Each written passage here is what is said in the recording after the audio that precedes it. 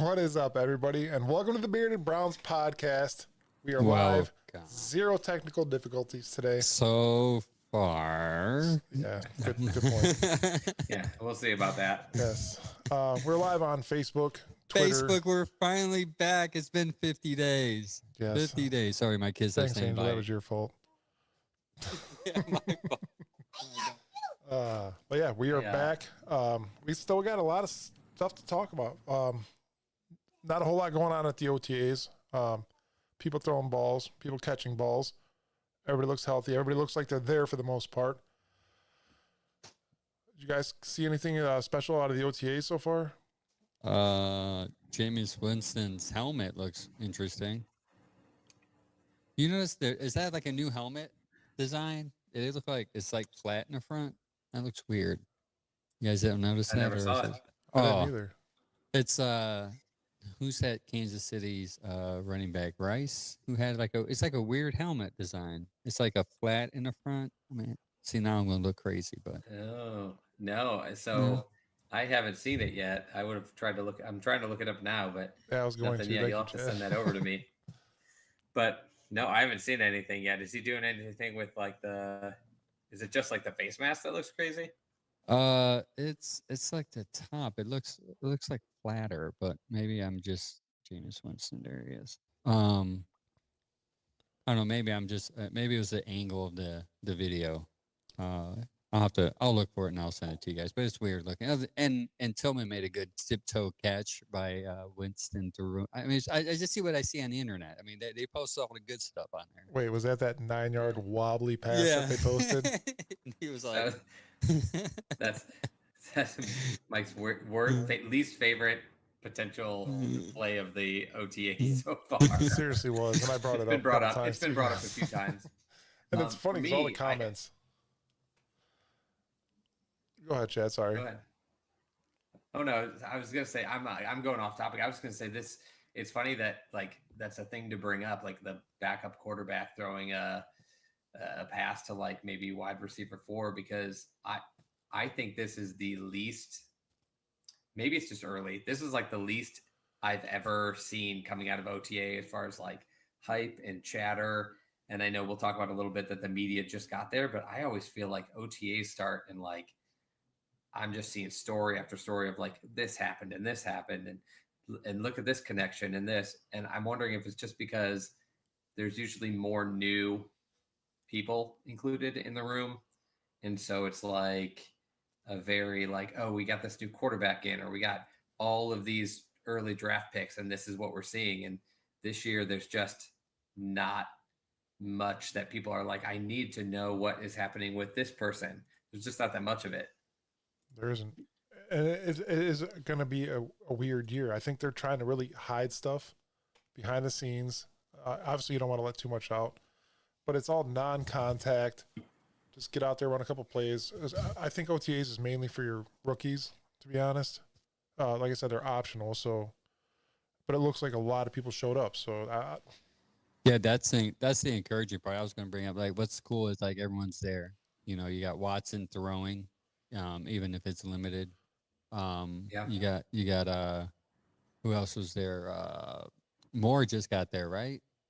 Moore was there. Elijah Moore got in, I think, just like midweek this week, finally. I never saw a report of why he wasn't there. Not that it's any of my business, but I know that there was something that came up and he couldn't be there for like the first week of it, but he showed up this week and that's the one like we want him to be there. We want him and Watson to have that connection. I mean, you want all the receivers, but I feel like he's the one that Watson couldn't seem to find last year for some reason. And last year, what's kind of crazy is he's that perfect example of what I was just talking about. Last year's OTAs, it was like, oh my gosh, look at the chemistry between Elijah Moore and Deshaun Watson early. And oh my gosh, like they're lining Elijah Moore up all over the place. Like it's so crazy. We wonder how they'll use him. Like there's so many stories about that and nothing. Nothing this year really. And I guess the next guy that would have come into play with is Jerry Jeudy. But I think with Deshaun being limited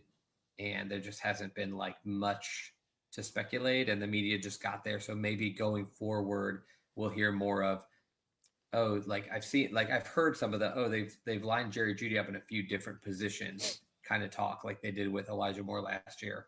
But last year I just felt like it was a giant storyline, and this year it's more of like, eh. Mm. Like, Mm. they're just going through the motions, getting things started. So it's different hype, but that, like I said, that might just be a good thing because there's not giant question marks that everybody's anxious to fill, causing the need for like over exaggerated stories. Like last year, it's like Elijah Moore, Elijah Moore, Elijah Moore. Then the season started, and everybody's like, not much crazy like Elijah Moore Yeah. hype during the season. So maybe people are just like, I'm not interested anymore. So Dan Brown just actually commented and said, "What quarterback controversy?" You guys want to jump into that right now? Sure. Yeah, it's not what you think. It's not what you were It's expecting. not really what you think, and it's not clickbait, but it's just kind of bringing up the past. A lot of the fans lately have been dogging on Deshaun Watson. I made a post and said, which I thought they'd get over by But now, no, and I get it. by Some now. people never will. They're gonna have a problem with him forever. But I sort of thought that would fade from the storyline after 2 years of just him getting pooped on. Eventually, the people that are like very anti him would just be like, I'm not that interested in the Browns or him, but they're still very interested. right.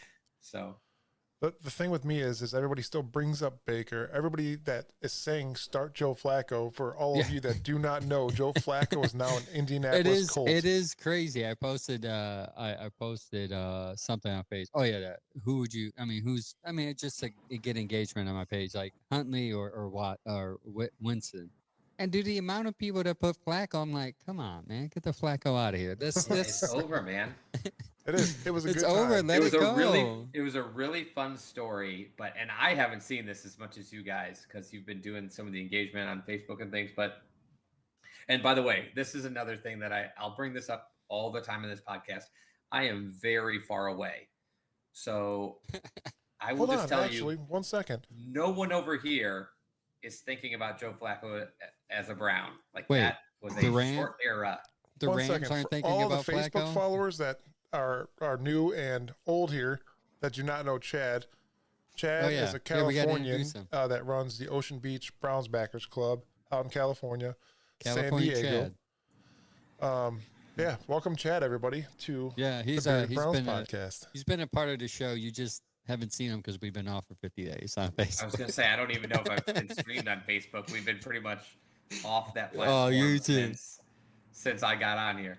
So, so long story short, I'm a Clevelander. I moved out to San Diego over a decade ago. And after I finished college, and I ended up settling here. Who knew?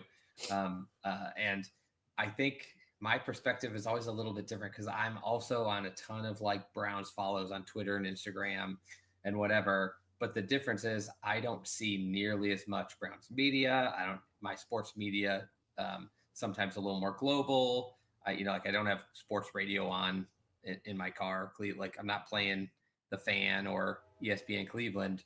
And so like I'm hearing like less of like the local media stuff, and I'm hearing less from people around me. And my followings are not as much, are more Browns backer stuff. So Browns fans from all over the place. So I always get a little different intake than I feel like the Browns fans in Cleveland.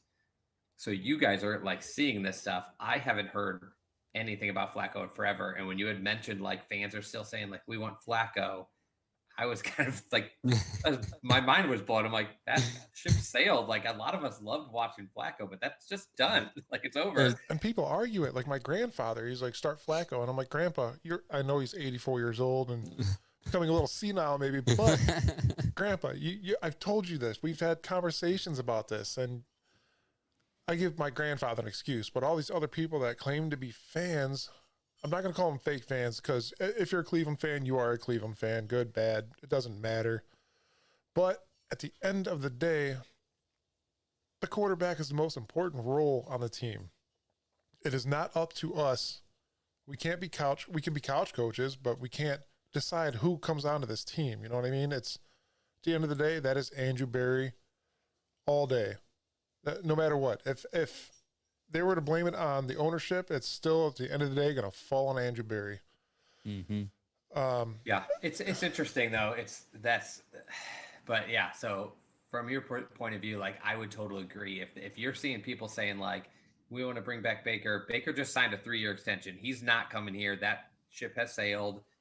Talk to me in 2027 or whatever when he's coming into free agency again. If this didn't work and you like him that much, or Flacco is on a 1-year deal with the Indianapolis Colts, and I would put my money on he's probably going to retire after that. Like he was almost retired before we pulled him off the couch. He was just like kind of hanging on for that one more shot, and he got it, and he took advantage of it.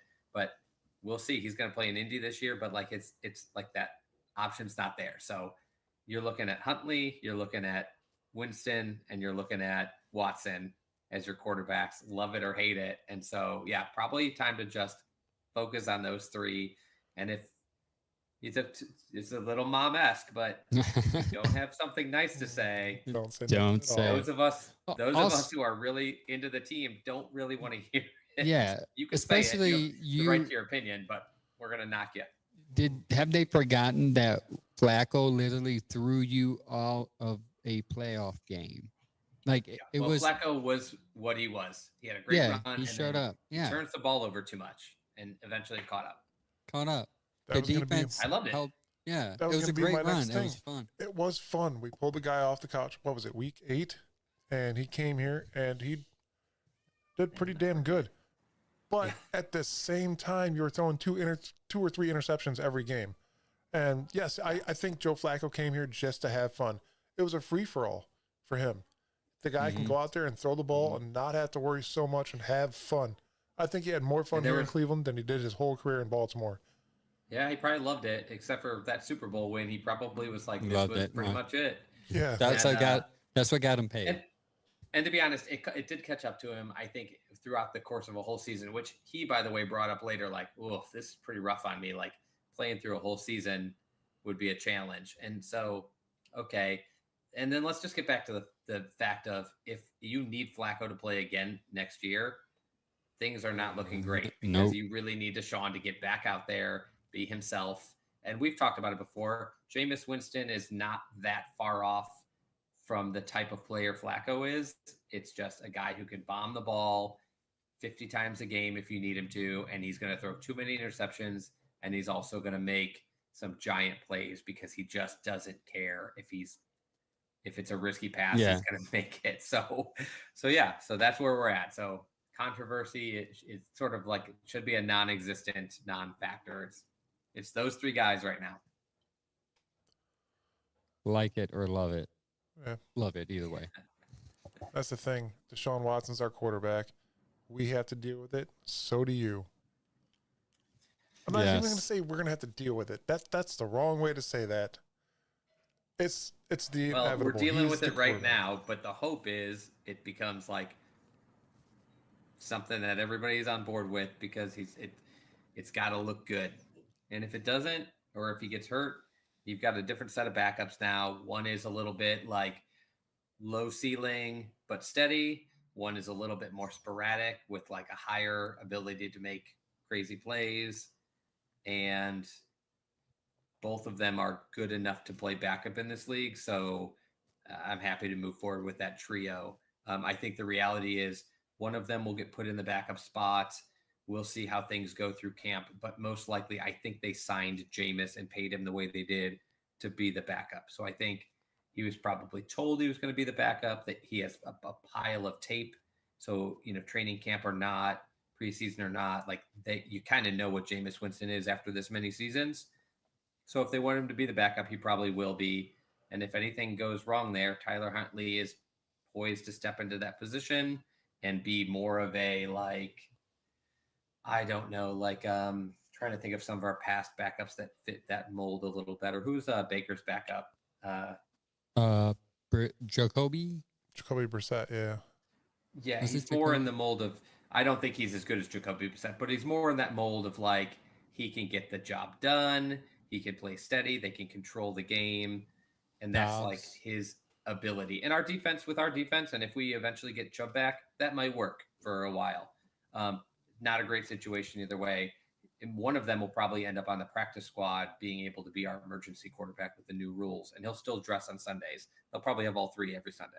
I think each team is supposed to have 3 now, right? They're allowed to have 3 dress quarterbacks. Yeah. But one of them doesn't take up a part of your 53, right. But he is allowed to dress on Sunday because they were having problems with 2 guys get injured and the team has nowhere to turn. They couldn't dress the third quarterback. Yeah. Angel has you don't want those situations where you want Cooper Kupp to come out and play like emergency quarterback for your Rams team. Like that's not where anybody wants Monday Night Football to go. That would be insane for Angel, sure. What was your There's some rules that they changed because like it just doesn't hurt anyone and it makes sense, and that was one of them. So. Yeah. 58 starting quarterbacks last year for 32 teams. 58 quarterbacks played for 32 teams. That's and the Browns played like 11 of them, right? Yeah, so most of them were the Browns. Also, too, with Jameis, what you get is a passionate pregame speech. I mean, that's the best. I cannot wait for some Jameis. I cannot wait for some Jameis interviews. And I want everything to go right for Watson this year. I think we all need everything to go right for Watson. But if Jameis somehow gets in for a game, I'm going to be so excited for that like post-game press conference. He is a nut in front of the microphone. Angel sent me a video today, and I watched it. I'm like, man, this dude speaks volumes, and the expression that he puts into it when he speaks. He reminds me of a Southern Baptist pastor when he talks. He's just passionate. He's just like, this is everything. My friends have sent me so many of his speeches, and they're irrelevant. Like he's playing for whoever he's playing for, Tampa Bay, New Orleans, and like nothing to do with the Browns. And one of my friends will just send it over and be like, you got to listen to this. It's so funny. Half the stuff I'm like, I don't even know if that makes sense, but the whole team is like, yeah. Like, it's like listening to the speech from like Animal House. Yeah, he's like, he builds morale in the locker room. He just says it with passion, and everybody's like, I don't even know what he meant by that. Whatever, man. Let's just go out there and play. Through a wall. Just go with it. It sounds good. Everybody's hyped up. That's send it. Mm-hmm. Oh, man. Yeah, so that's our quarterback situation. On the injury front, I got to see a reel of Deshaun Watson throwing. And from like the PT rehab perspective, I think he started throwing at 4 months, which was about 2 months ago. Now he's at 6 months, so he should be throwing like, I don't know, 80% kind of velocity. I know he's alternating days, one day throwing, one day rest, which is smart. But I saw him throw at least like eight or 10 throws, and I think only one stood out is like that looked a little bit slow, and I don't know if it was meant to. I don't know if he's like, oh, okay, drop back, my guy's open, I'll just kind of heave it over to him. I didn't see any throws where he really drove the ball, but he's probably not even allowed to do that yet, like really jam it in there. But I would say out of all those throws, besides that one, the rest of them landed on target. They were in the the receiver's path. They were all like dropped where they're supposed to. And both the arm motion and the ball, the spiral on the ball, looked pretty good for this point. So I think that's a good sign that he's kind of right where he's supposed to be in his rehab. So Super Bowl, right? That's what you're saying? We're going to Super Bowl. That's what I got out of it. Fans out there going to get it. So I remember here's another thing really quick. What if Deshaun Watson shows up and balls out this year and gets us either far into the playoffs or even to the Super Bowl? What do you think these haters are going to do after that? What is the outcome of? They'll find something. They're going to be like, well, you didn't win the Super Bowl because he threw one pick.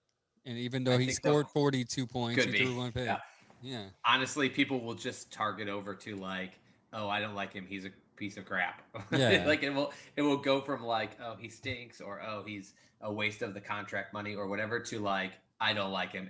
I think it will shift to that. But I think a lot of the real like big Browns fans who find themselves like rooting for him as that run goes on will just like hush and hope that nobody like calls them out later. Like, I don't want to deal with it. That's what I think will happen. And I think Deshaun knows it. He thinks that, this could be his final year, that you already got a majority of your money. And I'm not saying this in a bad way either. Again, you got a majority of your money. I think I really do think he wants to be here. I think he wants to play football, because if his play is horrible, Nobody else is going to pick him up. We got to owe him that. We're going to pay him that money no matter what. But what is it? 68 million or something like that we owe him still? A lot. I know that. Yeah, it's still a lot. Yeah, he's got, what, 3 more guaranteed years, including this year? It's a pretty good, So yeah, Sean. I Good think run. the dude's going to show up and he's going to try to ball out as best as he can, in my opinion. I don't think he's playing for the money anymore. It's guaranteed. He's getting it no matter what happens. I think at this point he's playing because that's pretty much his identity of his life. He is a quarterback, and he's not really anything else. Like those guys that are driven to that level, like they want to play. And two, he's still got a lot of rehab to do. You could say it's his fault however you want in that, the situation he put himself in, like socially, but like I think everyone knows the only way athletes recover from stuff like this is to change the narrative and to change it back to football, and that will never happen until he consistently plays well. Not a couple good games, not a big win, not a good season. He has to consistently be good enough that people just Forget. move on. Yep. Yeah. Winning solves all issues.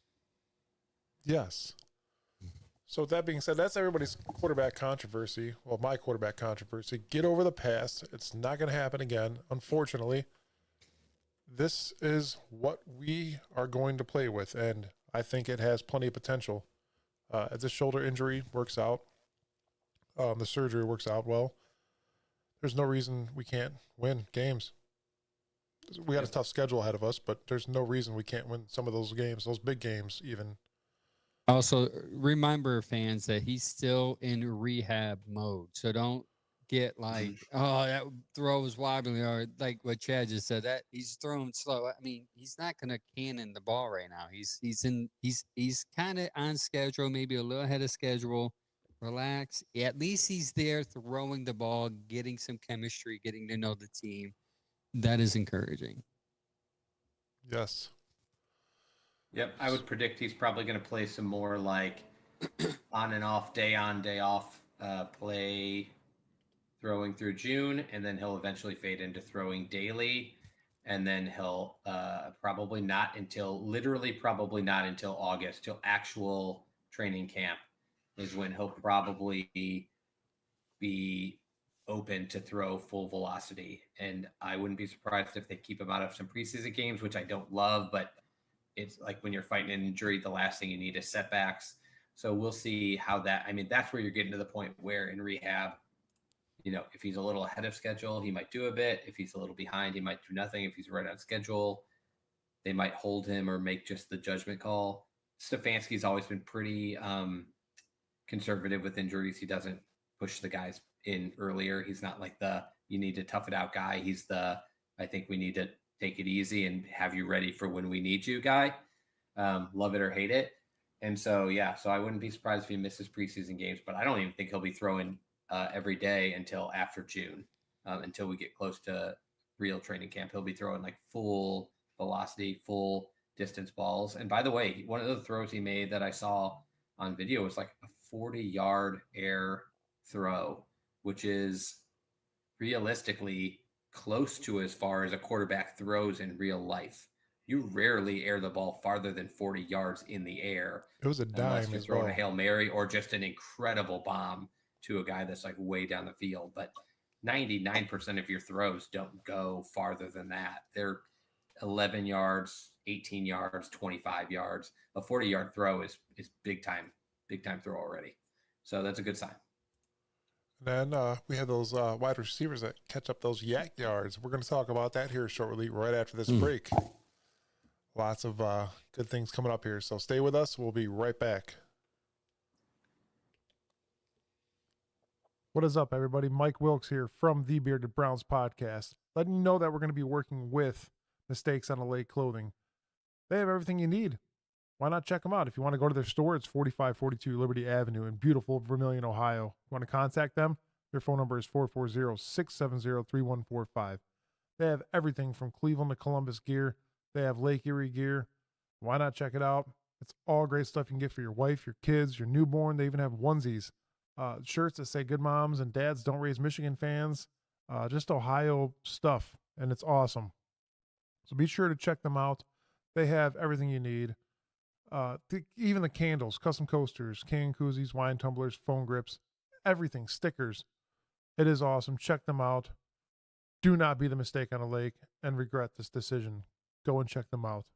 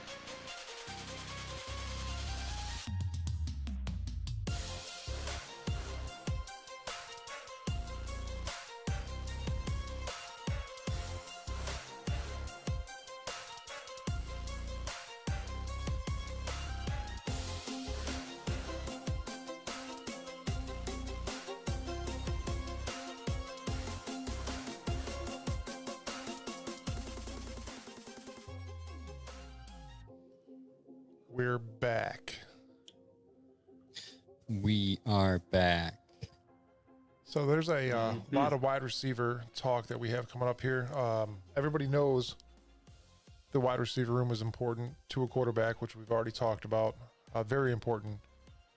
We watched a lot of things happen last year with the infamous Joe Flacco and quarterback Elijah Moore. That them two seem to click well, and Coop. Yeah, and Cooper, I think it's going to click well with a full Deshaun Watson coming back.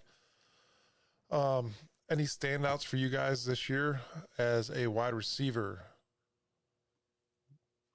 Who I want to stand out or who I think might stand out? Let's do both, actually. That's a who good I idea. would like to stand out because I seem to come, fall in love with him a little bit is David Bell.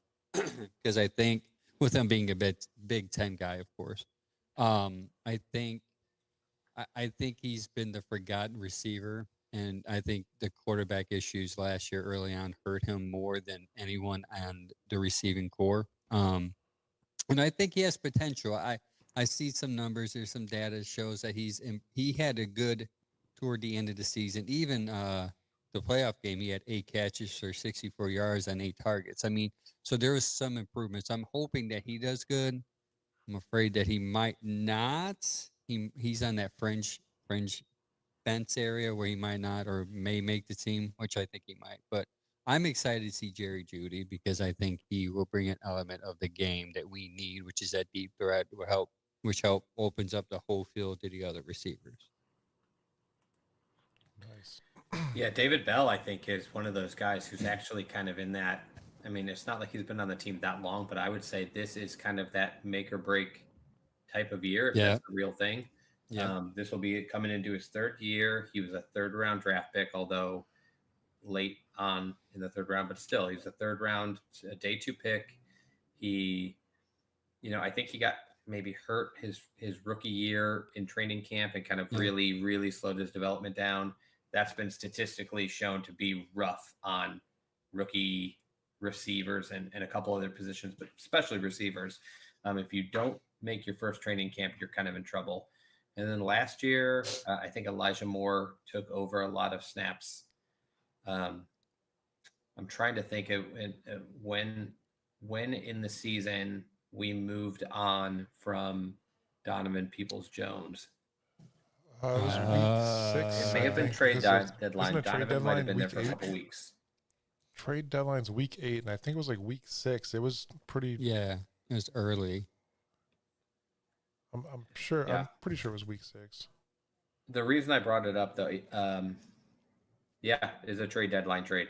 So the reason I brought it up is because I think early in the season, Donovan Peoples-Jones was on the field with Elijah Moore and Amari Cooper, and that left Bell as kind of just depth at that position. And then Donovan Peoples-Jones basically did nothing. But by the time they shipped him off, I think that's when Cedric Tillman had sort of been making his mark in practice. And he, I think, got some more snaps than David Bell got coming into the late part of the season.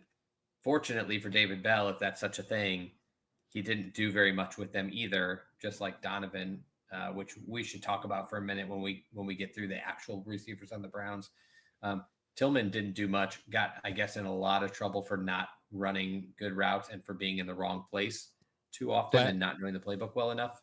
I remember Flacco yelling at him a couple of times because of that. I think that's when it became pretty apparent. When Flacco got out there, it became pretty apparent. Like, he's not where he's supposed to be. Like, Flacco's not new at this. You know, maybe you worry about PJ Walker. Maybe Dorian Thompson-Robinson throws the ball to the middle of nowhere and you don't know whose fault it was. Flacco knew where that ball was going, and Tillman wasn't there. And so Tillman didn't make use of his rookie time out there, and David Bell got to come in late in the season. And although I'm not as high on him as you are, he, I think, made a bigger impact in the short time he was out there than some other receivers we've had made in much bigger sample size. So, I mean, if, you know, it's one of those things a lot like we talk about Deshaun Watson. In a very small sample size, you could see enough to make you think, okay, this guy's got a spot going forward, but they're only going to deal with so many times him coming out flat. So kind of a big year for him. I'm going to have to go with Jerry Jeudy. This is a big thing for me because in 2022 with Russell Wilson, he had his blowout year, which was great. He had, was it 972 rushing yards. His average was 14 and a half yards per catch. That's huge. I think with him coming to Cleveland with a great quarterback, his route running capability, I think it's going to be something that we've never seen from Jerry Jeudy as a Bronco either. I think it's going to be a spectacular year for him in general. I'm just really looking forward to see this guy out on the field. I told Chad yesterday, I don't want to see him running jet sweeps and stupid plays that never even work. Elijah Moore, right? Jet sweep. Yeah. I don't want to see that. But I'm just kind of done with that play altogether. Yes. No matter who's out there, but it very rarely works, and it's cool to throw it every once in a while. If it works, your chances are slim to none. But I want to see Jerry Jeudy out there. I don't think Amari Cooper's got much time left as a wide receiver. Could Jerry Jeudy be that guy that's going to take over that number one spot maybe in the next couple of years? That could happen. It's a huge question. We got to see what he's going to do in Cleveland. That's what matters most. Yep. So, and I would agree with you. I think Jerry Jeudy's the big addition. He was brought in here to be the complement to Amari Cooper. He was brought in here with not a lot of draft capital, but with a high, like, original draft status as one of these guys that the Browns like to try to, like, rehab. And he was brought in here to solidify that room because we didn't see as much out of the other receivers outside of Cooper as they wanted last year. So I would agree that that's kind of a big addition. He's going to have a big role. I would expect to see him out there most of the time. And you're right with his numbers in his first 4 seasons with Denver. You know, he didn't blow people away with a first round draft status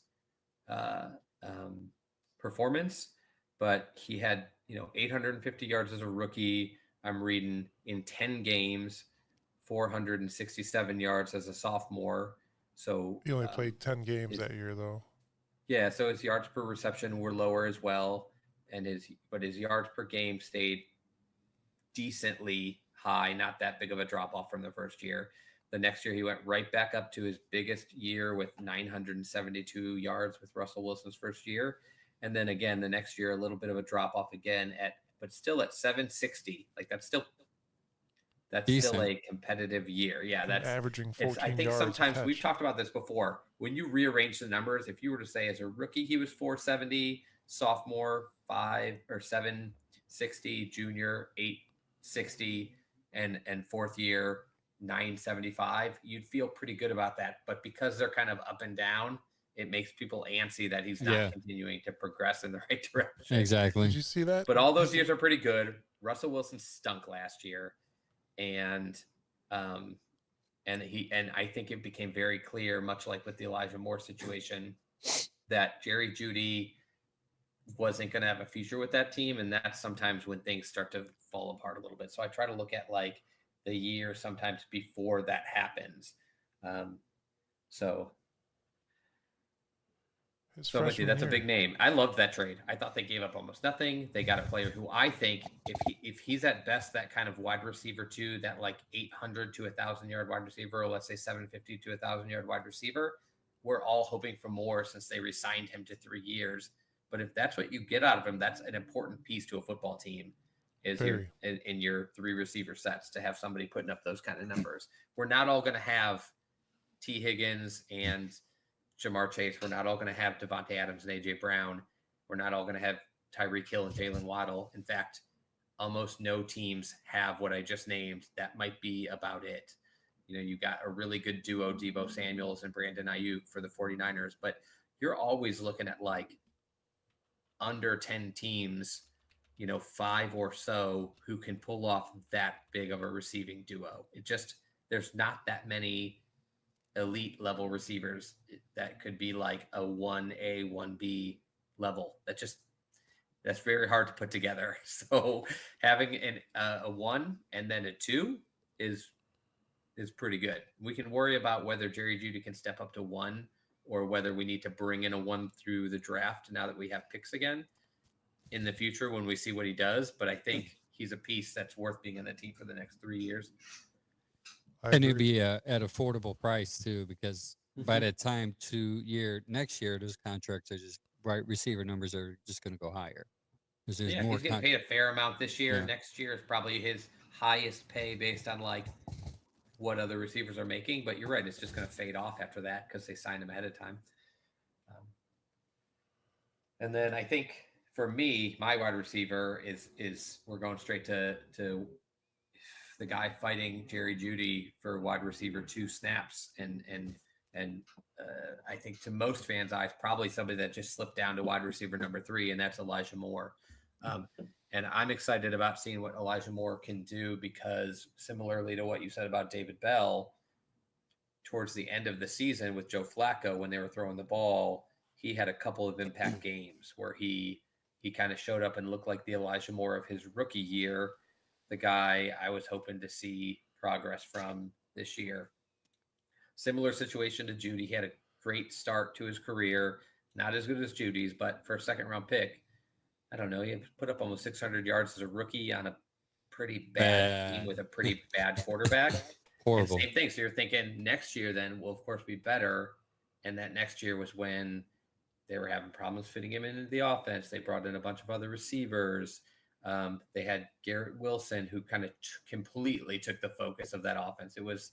That became I feel like Zach Wilson can get the ball to Garrett. And so that was his bread and butter. And I think Elijah Moore felt the loss of the fit.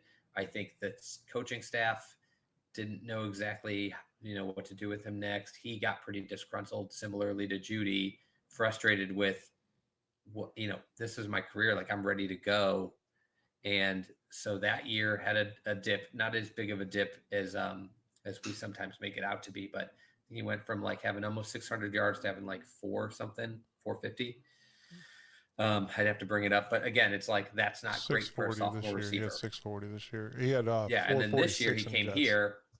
Everybody thought, wow, he had a pretty terrible year, and he had his best year overall as far as like total performance. I think you look back to his rookie year, and he had better yards per catch, better yards per route run, better overall like catch percentage. And so you're like, well, if you could put that Elijah Moore with the volume he was getting in the second half of this season, you got yourself a pretty good player who who can be out there in 3 receiver sets, which, by the way, we're going to be in a lot because we only have one pass catching tight end. Yeah.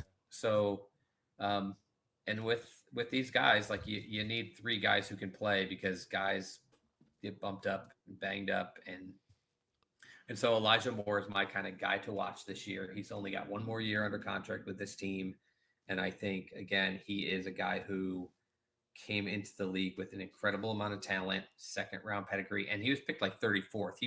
He very very nearly snuck into the 1st round, and I have had high hopes for his progress, and we didn't see it last year until like the second half of the season, and that could be the way he was used. It could be where they were lining him up.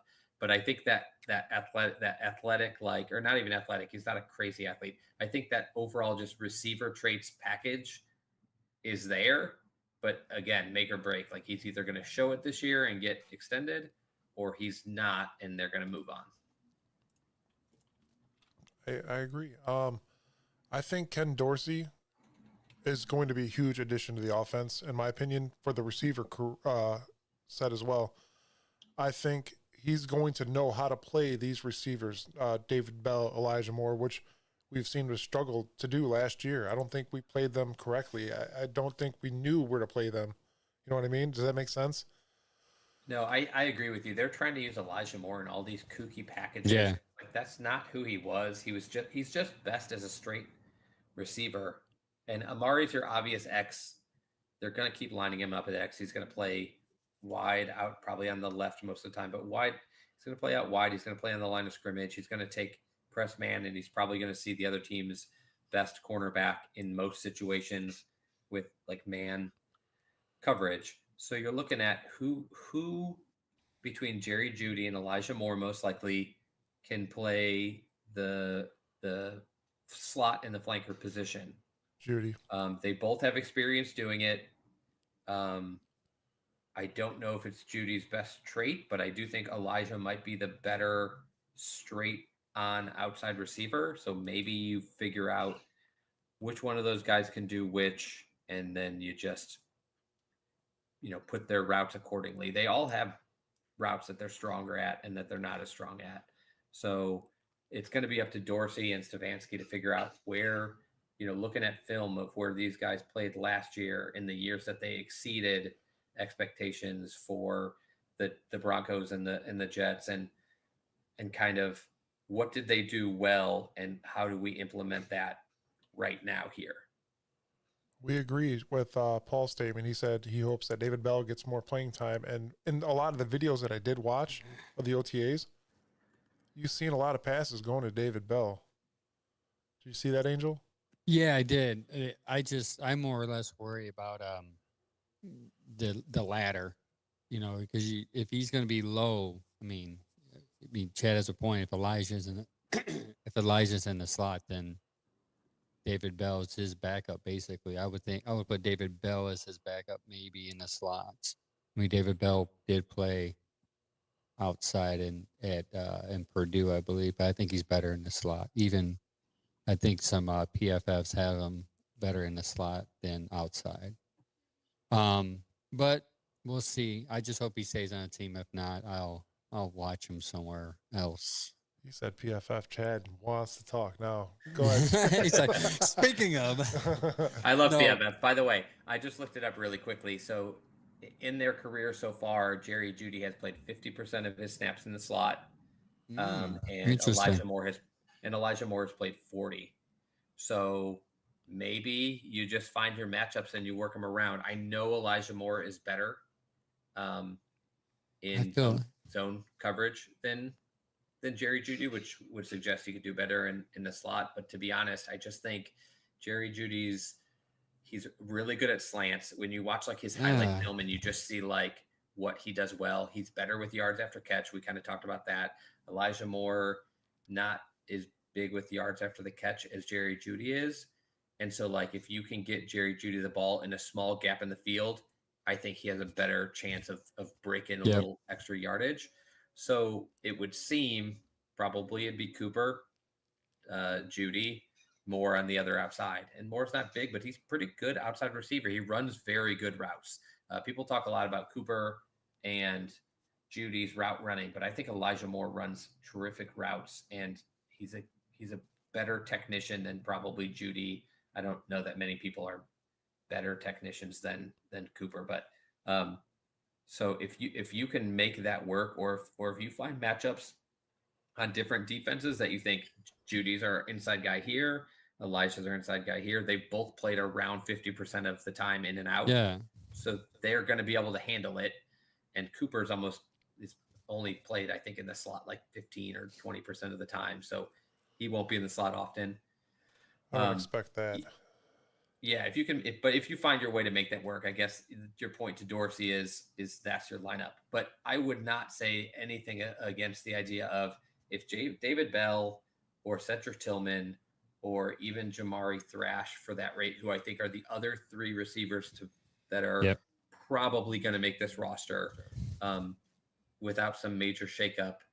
If one of those, and I think the one who is the most progressed to step in is David Bell, they're going to get snaps. You don't play the same receivers every single play. You have other guys that you rotate in. Elijah Moore catches a 26-yard pass. They might just walk him right off the field and swing David Bell in for just a play or two. Somebody's going to get more playing time at number 4. They always do. They did last year. Yeah. Tillman played, Bell played, other guys played, and we didn't have a ton of wide receiver injuries. It's just you got to get your guys in there. Just for reference, today Dorsey called plays during OTAs, and he did a lot of 4 wide receiver sets. I was just about to bring that up. Yeah. So imagine 4 wide receiver sets, that? empty backfield for I'm not completely... maybe there's just one of those things what they were doing to Elijah Moore last year, trying to trick people, and Elijah Moore is in here, the Wildcat, doing this, doing that. But also, I mean, you have to have that package, right? Like, There's going to be times where you need to run that. Maybe, you might come up against a defense that doesn't have a dime package that can handle your 4 receivers.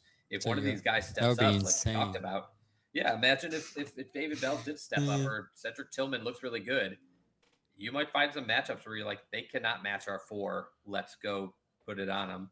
But also there's just packages where you need to get 4 wide receivers. So they got to practice it. I think like I said, I talked with you guys earlier. I think Dorsey only played at like 10% of passing downs or less when he was the OC in Buffalo. But also, did they have 4 receivers at any given point? They had probably not 2 tight ends last year, and then they've had a pretty good tight end play in the past. So they're more likely to be playing 11 personnel because they don't want to, take out a receiver. I mean, a tight end or a running back. To be honest, I'm not against a 2 tight end package either to have them extra blockers. On us, I don't know that we'll see it a lot in the passing game. Yeah, just because I don't think we have 2 pass catching tight ends really. Well, I mean, I'm talking about blocking. Oh. So yeah, we'll see it sometimes.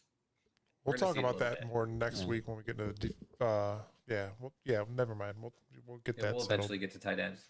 But yeah, so we got. I mean, I feel like we both have our 6. Is there any flyers on the radar that you guys are like, if somebody underperforms, can one of these guys sneak onto the roster?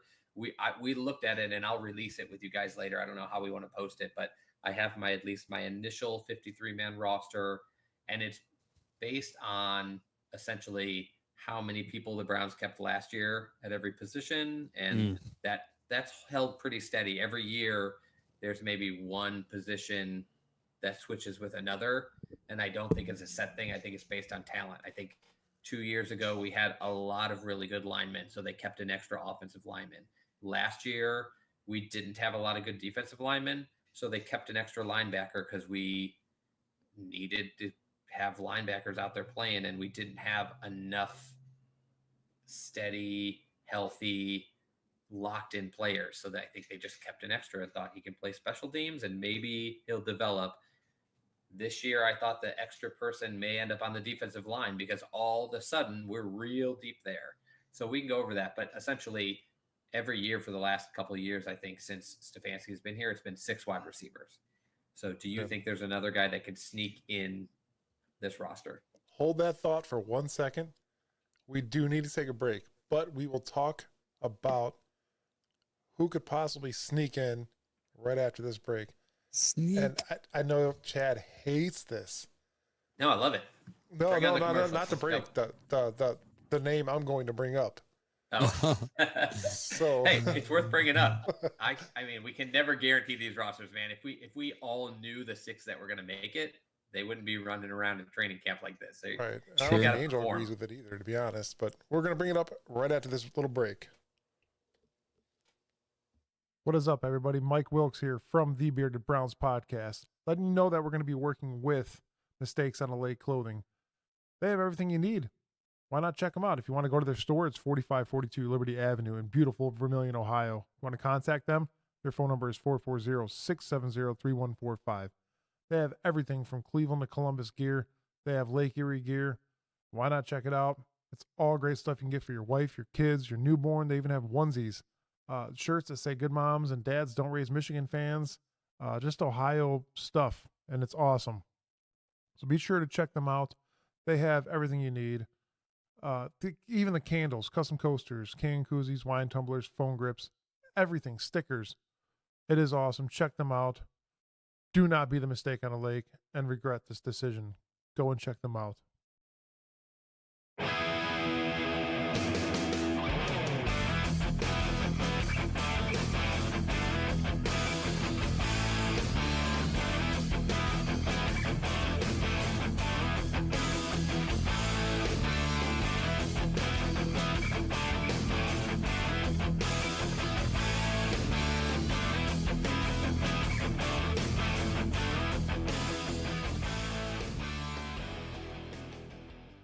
Switching All around. right. Oh, Are we back? oh yeah, I skipped that whole other Oh. part where it's music and stuff Oh. because I wanted to shout out a name and go ahead, Chad. Okay, we are back.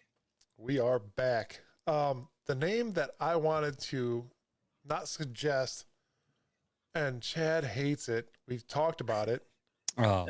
It's a possibility of Deshaun Watson's teammate from college coming Okay, back. Oh, that guy. He's not even. Okay. Yes. The Yeah. 1,000-yarder Hunter Renfro. Hunter. Okay. Yeah. So first of all, the 1,000-yarder, that was like 2020 or something. Yeah. Like that. That's so long ago. It still counts. That's It the still thing that everybody's trying It to bring counts. up, He though. did it. He did it. He had a great start to his career. You talk about a guy with a great start to his career. He had like 600 yards, 700 yards, 1,000 yards, and then Boom. Carr left, and it was like the 300 yards, 180 yards. Like it fell off a cliff so hard. I'll give you this. Here's what I don't hate about him. He has shown that he was capable of doing what only one person on our entire roster has done, and that's put up consistent numbers, including 1,000-yard season. What I do hate about it is I think he's going to be 29 this season, and he's had two poo seasons in a row. And I know quarterback play, and I mean, we could talk about it with the Jets. Quarterback play in Las Vegas. I have to think about where that Raiders team is now. Quarterback play in Las Vegas has not been good. But I guess I just wonder more like who on this roster out of those guys that we just talked about would I be okay with being like, see you later, so that Hunter Renfro's old butt can make this roster? That's what would bother me more. Listen, man, Derek In most Carr was a seasons, great I'd probably be quarterback. begging for it. Please give me somebody with upside potential. But Derek Carr was a great quarterback. Come on. He should come back. He was. He was a great was. quarterback for a minute. Yes. For a minute. Now, who they played last year? They had that rookie from for a Purdue. while. Was he Purdue-ish? Was he in the Big Ten? How could They have one be Garoppolo Purdue? for a minute. Yeah. They had that guy I from think actually the guy the quarterback there was at Purdue with David Bell. I do not remember. I do. Honestly, I do not. I knew that because I was looking up David Bell's stats and I What's his ran name? into him. I forgot his thing. I have to look it up now. I can't think. It says like AC something or AJ. Yeah, something or, AJ. Oh, it's A O'Connell. That's it. Yeah. Aiden Oh. O'Connell. So they had Aiden O'Connell playing last year, and just like, who are they starting this year? Him again? Yeah, it's him and as far as depth chart right now, it's him. And Minshew. Minshew. Yeah, that's who it is. Backup Minshew. And You they know had what? what? Did Listen, they have let's they have talk about Garoppolo Gardner for a minute? Minshew for 1 second. Dude is one humble guy, and he's not incredible, but when he needs to show up, he could actually make some decent He'll plays start games happen. this year. Yeah, He'll for yeah, sure start yeah. games this year. Oh yeah, He That almost would be beat. my bet. He almost can't- beat Cleveland. I just can't knock the guy. For some reason, there's there's- just something about him. Yeah, but he wasn't playing there previously. I would say that I would imagine seeing what happened in Indianapolis if Gardner Minshew had been in Las Vegas last year, then maybe it might not have been such a poo year for that receiving core. But yeah, that's my question. So, do you guys have somebody you'd be willing to you'd feel okay stepping away from? If Not at age 29, I wouldn't, because I think our receivers are young, so I wouldn't want to give up. I mean, Yeah. are you talking? I'm talking about the top 6. Like if you say Yeah. bring him on, but no one in my top 6, I'm willing to give up for him. He's old. Yeah, it's Amari Cooper, and then it's 25-year-old Jerry Jeudy, and then the Yeah. next 4 are 24 years old. So That's it's like, I guess I could see a scenario where, I don't know, who knows who it is, Tillman, fracture something in camp or something, and it's like, oh, he's going to be out for the first half of the season. Yeah. And I can see a scenario where, like, heck yeah, bring us in a guy we know can play this game. Let's go. But if you have to let one of those like 24-year-olds walk in order to bring in a 29-year-old when your other receiver on your starting lineup is 30 or 30, not the scenario I want to be in. Same. I will guarantee you before the trade deadline that we will see Jamari Thrash play a game. Oh my God, I would be shocked. But I think he's going to make the active roster. So You and I talked about it Can't count it yesterday, out. And Chad. he's not Since a baby. Angel's out of the chat. Yeah. yeah, Thanks, I Angel can appreciate see our it. group chats, but But I thanks can't to some incompatibility, Mhm. he's no I- longer allowed to. Man, interact. I YouTubed it instead of working out. I YouTubed it for an hour. I was on the bench and the dude was getting mad at me. I'm like, dude, my iPhone isn't working. No, I wouldn't give up anybody for him. I hope none of my receivers get hurt. Our receivers get hurt, and I hope Thrash plays because I want to see what that dude can do. He's quick. Mike, what about you? Do you have a guy that you hate and you're like, get him out of here? I want A guy, a receiver that I would hate. I don't hate any of our receivers, to be I honest. mean, I'm going to say Jalen Camp because I don't even know who that is. I mean, last year you could have convinced me like Anthony Schwartz out. Oh, okay, yeah. That was easy. That dude dropped 1,000,003 Right? passes. We just don't have that guy this year. Yeah, Like, I don't. This guy no. stinks 3 years in a row. Drop him out of camp. Let's bring in a body. This year, I'm like, I feel like I'm rooting for the young guys so hard. I'm like, I don't want to have the thought of a veteran coming in because that just means that one of these like 3 young guys I'm rooting for just failed. Plus, I don't think Barry's going to be ready to drop Tillman, a 3rd-round pick from last year. Oh no, definitely. that's Bell, not a gonna happen. 3rd-round pick from the year before.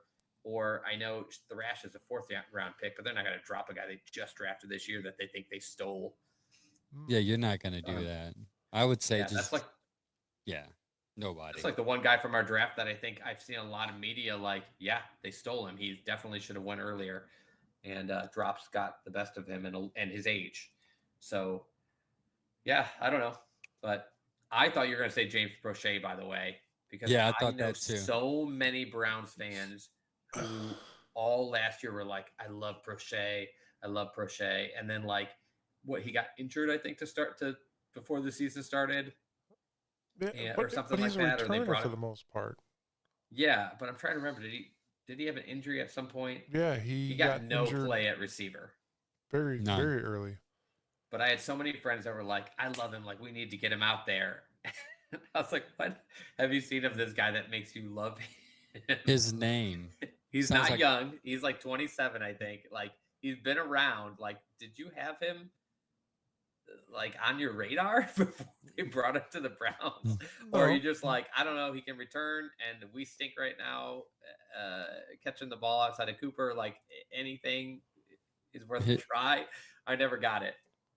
Well, his name sounds like Porsche, so that makes him cool. It would be a great nickname, but yeah, there's always these guys that my Cleveland friends get stuck on, and I'm like, I Yeah. haven't seen anything from this guy. I get it if he's a rookie or a sophomore, and like you're just like you liked him in the draft, and you're hoping he develops, but like when he's a veteran and you still haven't seen anything, like That's like that tight end Giovanni Ricci that we got. That guy has 0 stats, nothing. There He's is blocking. nothing. Somebody will be excited about him. He played for the Carolina Panthers, but there is literally nothing on this guy. Nothing, nothing in his regular run reception. And he's probably going to make this team. He's probably going to make this team because I think he's one of like only 3 guys on this team, and tight ends don't usually like pop at like 22, 23 years old where like they just blow up. Like he's one of the only guys on the team that I think has the resume to play. So I think he's probably a guy, but we hope Njoku stays healthy and we don't have to see him much. But yeah, I think that's pretty much the receiver breakdown, right? Is there anybody else worth talking about? I mean, there's Darden's on the roster, but he's unlikely. Michael Woods the second missed. Darden's a rookie, correct? No, Darden's an old guy that seems like a rookie. Oh yeah, I'm sorry. Yeah, that's right. He sounds like a rookie. Yeah, he was in camp last year, and I remember people talking to him like, "We've got this undrafted free agent rookie," and I'm like, "Dude, I think last year he was 24. He's 25 this year." Yeah, so it's like, and he's with Tampa Bay the last 2 years. Yeah, he just hasn't done much. He was a 4th round pick. I see why they brought him in, but and then the other guy is Woods, who they brought in with their own draft pick, but in I think 2 years of him being on the roster, he's been hurt, injured, right? Or injured or ineffective. So like I don't see him quote unquote making the leap. But that's why I think this receiver room is pretty locked, man. If you're keeping 6 and you got 3 young draft picks and 2 guys you just traded for in Cooper, weird for that not to work out, but we'll see. I mean, even in the roster that I'm looking at right now from ESPN for the starters, they got Deshaun Watson questionable, Nick Chubb questionable. Everybody else is healthy. Everybody. DeJuan Jones questionable. Crazy. Obviously, I think we'll talk about that more next week. DeJuan Jones. But DeJuan and Conklin are probably 2 guys that might be coming in as like questionable, but I don't think they're questionable that they'll be ready for the season to start. I think they're kind of locks to be ready to go. I hope DeJuan is ready soon because I would like to see them try him at left tackle a little bit, but that's a conversation for another day. So next week we'll do the defensive thing. I'm sorry, we can hit 2 more positions. Do we know we're going to hit? Do we have anybody we're super hyped about?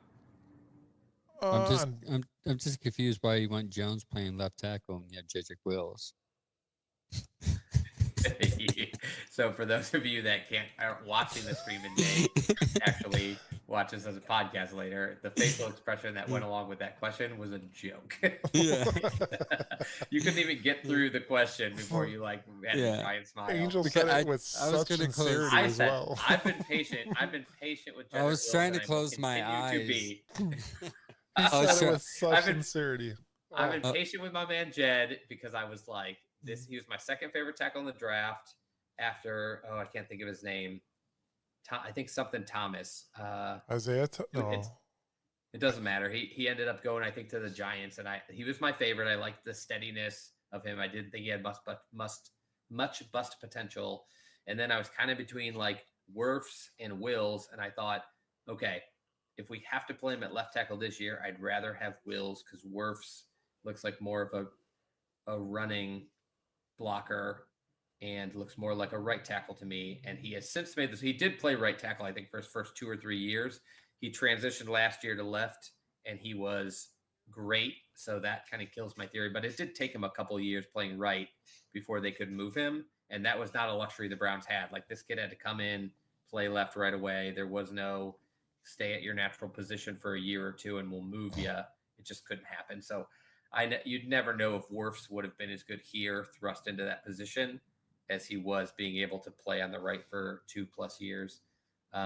But I was really hyped about the Wills pick. I kind of thought that was my number 2 guy, and I think guys like Joe Thomas were hyped about him. I saw some analysts that were like, As far as we'll see how the transition to left goes, but as far as the right tackle, he's terrific.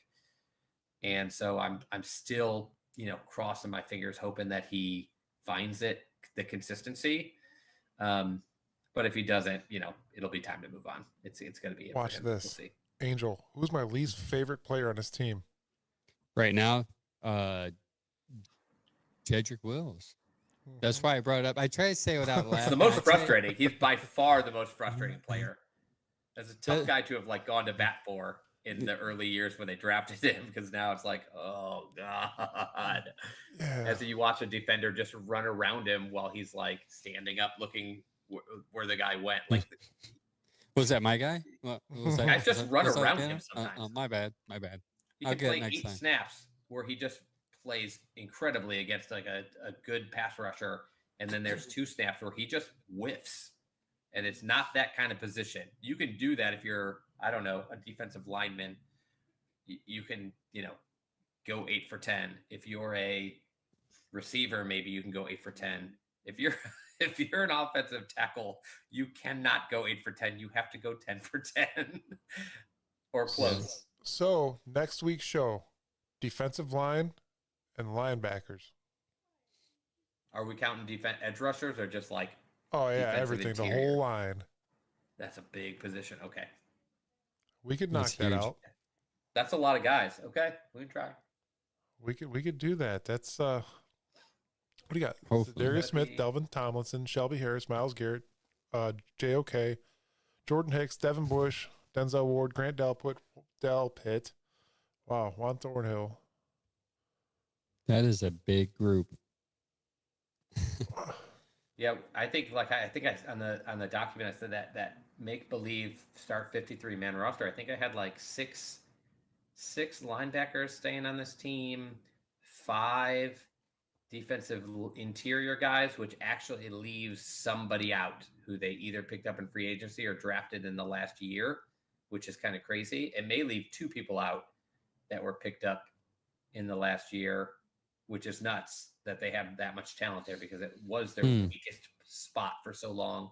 And then the defensive ends, that's probably going to be 5 guys, I would think. So that's going to be a fun group.